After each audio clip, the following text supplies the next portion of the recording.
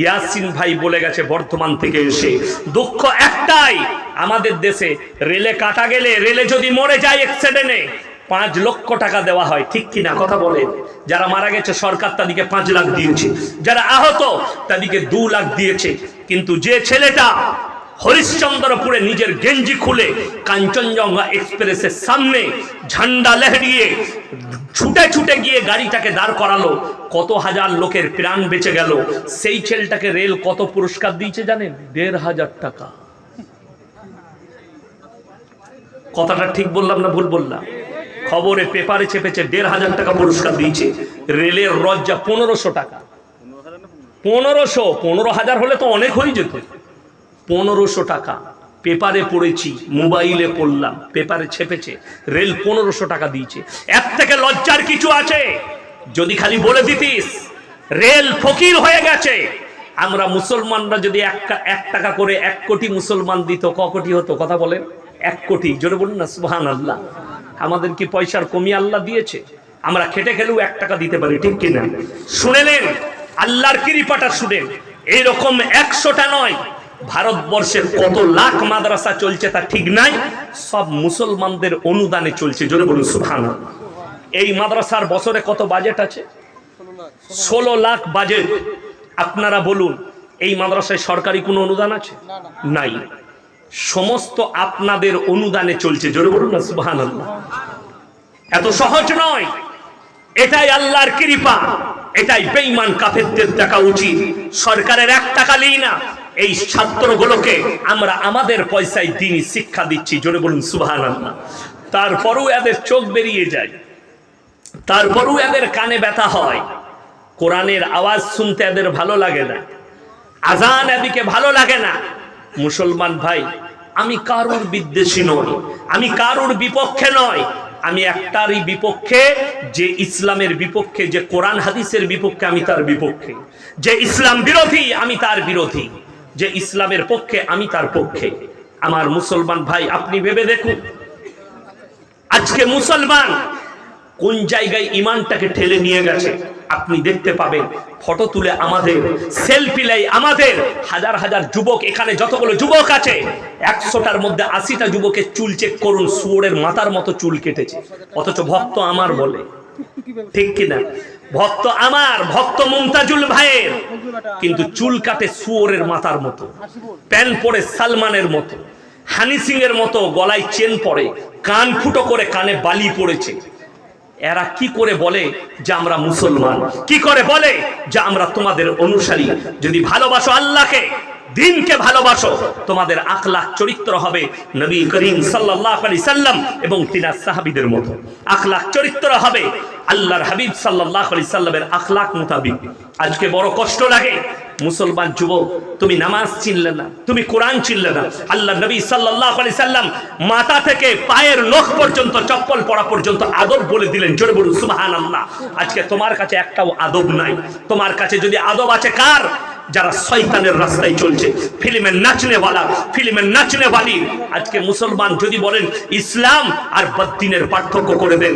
আজকে যারা আমাদেরকে মাদ্রাসা ছাপ বলছে, তারা কলকাতার বুকে দাঁড়িয়ে, মিডিয়ার সামনে দাঁড়িয়ে তারা বলছে মাদ্রাসা छाप, ये मौलवी लोग को क्या मालूम है, हमारे हिंदुस्तान के जितने भी मीडिया वाले हो कान खोलकर सुन लो, ये मदरसा छाप का अखलाक तो सुन लो, कुरान का अखलाक तो सुन लो। जो लोग इस्लाम के खिलाफ बोलते हैं वो लोग कान खोलकर सुन लो। যতগুলো শিক্ষিত আছেন, যারা গুয়ার হয়ে আছেন, যাদের মধ্যে দিন নাই, যাদের মনে হচ্ছে এই মুসলমানরা, মৌলবীরা কোরআন নিয়ে পড়ে আছে, তারা কান খুলে শুনে যান। একটা মাদ্রাসা দেখাতে পারবেন না। যাদবপুর বিশ্ববিদ্যালয়ে মাসখানেক আগে একটা ছেলেকে র্যাগিং করা হয়েছে, ন্যাংটো নাচানো হয়েছে, পুলিশের রিপোর্টে উঠে এসছে, সঙ্গে সঙ্গে সেই ছেলেটা আত্মহত্যা করেছে, ঠিক কিনা কথা বলে? মারা গেছে। আমরা বলিনি। Zee news, news 18 Bangla, Ayan, Republic TV একটা চারচোখো আছে, আরো 10-12টার যতগুলো বাংলার রিপোর্টার আছে, অয়ন সম্প্রচার করছে। আমরা গ্রাউন্ড জিরো থেকে খবর দেখাচ্ছি। এটা হোস্টেল, হোস্টেলের বাথরুম থেকে নিরোধ পাওয়া গেছে। যাদবপুর বিশ্ববিদ্যালয়ের হোস্টেলের বাথরুম থেকে সেক্সের ট্যাবলেট পাওয়া গেছে, মদের বোতল পাওয়া গেছে। আমি চ্যালেঞ্জ দিলাম, বেলডাঙ্গার একটা মাদ্রাসায় শিশু থেকে শুরু করে বড়, আবাসিক থেকে অনাবাসিক যতগুলো মাদ্রাসা আছে, একটা মাদ্রাসার বাথরুম থেকে মদের বোতল বার করো, সেক্সের ট্যাবলেট বার করো, নিরোধ বার করো। যদি বলেন হুজুর কেন, এই জন্যই পাবে না, আল্লাহর কসম তাদেরকে কোরআনের শিক্ষা দেওয়া হয়। আর কোরআনে এই শিক্ষা নাই। পৃথিবীর যতগুলো শিক্ষা প্রতিষ্ঠান আছে সব থেকে দামি শিক্ষা দেওয়া হয় এই মাদ্রাসাগুলোই। জোরে বলুন সুবহানাল্লাহ। আদর্শ শিক্ষা দেওয়া হয়। সেই আদর্শ যদি বলেন আরো জানতে চাই, শুনিলেন বর্ধমানে ইউনিভার্সিটির একজন প্রফেসর, তার নামটাও করে দিচ্ছি, তার নাম হচ্ছে তানবিন নাসরিন, মেয়ে ছেলে প্রফেসর, বর্ধমানে ইউনিভার্সিটি। বর্তমানে আছে নাকি জানি না। 2-4 বছর আগে একটা কনফারেন্সে বলেছিল মুসলমানরা পিছিয়ে গেল খালি একটা কারণে। কিসের? এই দাড়ি টুপিওয়ালাদের কারণে পিছিয়ে গেল। জোরে বলুন নাউজুবিল্লাহ। আমাদের উপরে, মৌলবীদের উপরে টার্গেট। দ্বিতীয় নম্বর, এই কোরআন হচ্ছে 1400 বছর আগেকার পুরনো কোরআন, এটাকে পরিবর্তন করে মডেলিং এর যুগের কোরআন তৈরি করতে হবে। জোরে বলুন নাউজুবিল্লাহ। যে শিক্ষিতদের মনে হচ্ছে এই মৌলবীরাই কোরআন নিয়ে পড়ে আছে, আমাকে দেখতে পাচ্ছেন সাদা লুঙ্গি, সব লুঙ্গি পরে, আমরা মৌলবীরা জামা পরে, মাথায় টুপি লাগিয়ে। আপনারা যারা বসে আছেন নামাজি ভাই, যারা টুপি লাগান, যারা দাড়ি রাখেন, যারা নামাজ পড়েন, যারা পাঞ্জাবি পড়েন, যাদের মনে হচ্ছে এরা তো পুরনো যুগে ঢুকে আছে, এরা তো পুরনো যুগের মানুষ, এদের মধ্যে আধুনিকরণ আসে নাই। আমি বলে দিই আধুনিকরণ কি। এখনকার কিছু ছেলে নামাজ পড়তে যাচ্ছে মসজিদে জিন্সের প্যান্ট পরে, তার পেছনে যদি কেউ নামাজ পড়ে তার নামাজটা হবে না। কেন? সে যখন সিজদায় যায় এই পেছনে দাঁড়িয়ে আলীবাবের গুফা দেখতে পায়। হ্যাঁ, কোম্পানি ওই প্যান্টই তৈরি করেছে, সিজদায় গেলে প্যান্টটা নেমে গেছে। আমি তো দিল্লি বোম্বাই গেলে আমি ফ্লাইটেই যাই, ট্রেনে খুব কম সফর করি আমি, আর ট্রেনে গেলেও ফার্স্ট ক্লাসে যাই। কেন? ইয়াসিন সাহেবকে সবাই চিনে, সালা কে কেলাবে তা ঠিক নাই, তাই না? ওই জন্য প্লেনে, এয়ারপোর্টেও ভয় লাগে। আমি সেই দিনে হায়দ্রাবাদের প্রোগ্রামে গেছিলাম, এয়ারপোর্টে বসে আছি একা, ফ্লাইট ধরবো, একজন এসে তাড়াতাড়ি সালামু আলাইকুম। কোথায় বাড়ি? বাবা। বললে তারকেশ্বরে। বলে আপনার খুব ভক্ত, আমাকে আবার বিস্কুট ফিস্কুট সব দিল হায়দ্রাবাদের, বলে এটা আপনি নিয়ে যাবেন বাড়িতে, দোয়া করবেন। আমি দোয়া দিলাম, তার পরিবার নিয়ে আসছিল। এরকম বহুজন। দুর্গাপুরে এয়ারপোর্টে গেলে যারা এয়ার হোস্টেজ আছে, তারপরে আপনার যারা কর্মচারী আছে, সব ওই এলাকা, সবাই ফটো নেয়, তো ভয় লাগে। প্লেনে যাতায়াত করি, তো প্লেনে যখন আর কি আমি বোর্ডিং পাস করাবো, দাঁড়িয়ে আছি, টিকিট নেবো লাইনে, একজন এমন প্যান্ট পরেছে মনে হচ্ছে খুলে পড়ে যাবে।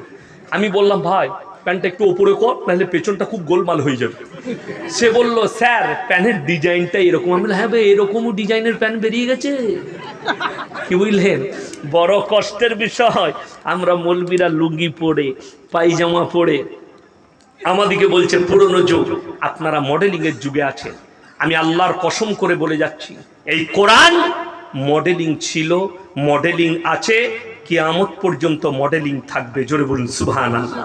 যদি বলেন দলিল দেন, দলিল আপনাকে দিয়ে দিচ্ছি। বেলডাঙ্গা থেকে স্টার্ট করুন, বেলডাঙ্গার পরে রেজিনগর, রেজিনগরের পরে পলাশী, পলাশীর পরে দেবগ্রাম, দেবগ্রামের পরে আপনার বেথুয়া, বেথুয়ার পরে ধুবুলিয়া, ধুবুলিয়ার পরে কৃষ্ণনগর, কৃষ্ণনগরের পরে কল্যাণী, কল্যাণীর পরে আপনি কলকাতা থেকে কলকাতা পর্যন্ত যতগুলো টাউন পাবেন, প্রত্যেকটা টাউনের সরকারের লাইসেন্স দিয়া মদের দোকান খোলা আছে। ঠিক কিনা কথা বলে?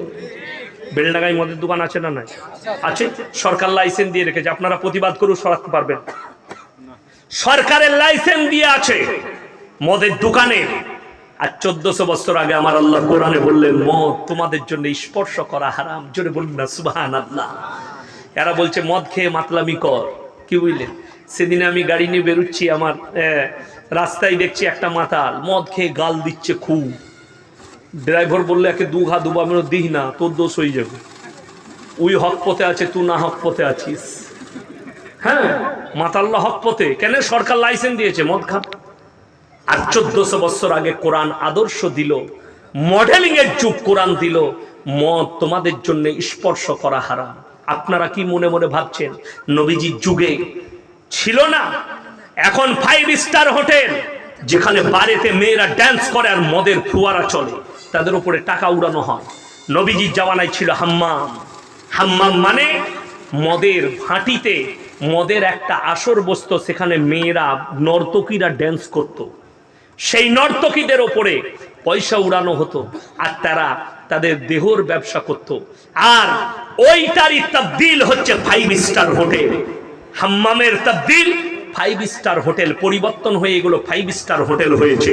যারা 5 স্টার হোটেলে গিয়ে টাকা উড়াও, যারা 5 স্টার হোটেলে গিয়ে নিজের যৌবনকে উড়াও, তারা শুনে লাও 1400 বছর আগে আমার আল্লাহ কোরআনে বললেন ওয়ালা তাকরাবুজ জিনা ইন্নাহু কানা ফাহিশা ওয়া সাআ সাবিলা। হে নবী, ব্যভিচার করা তো দূরের কথা, যে রাস্তায় ব্যভিচার হয় সে রাস্তার ধারে পাশে তোমরা যাতায়াত করো না। জোরে বলুন সুবহানাল্লাহ। আল্লাহ 1400 বছর আগে বললেন।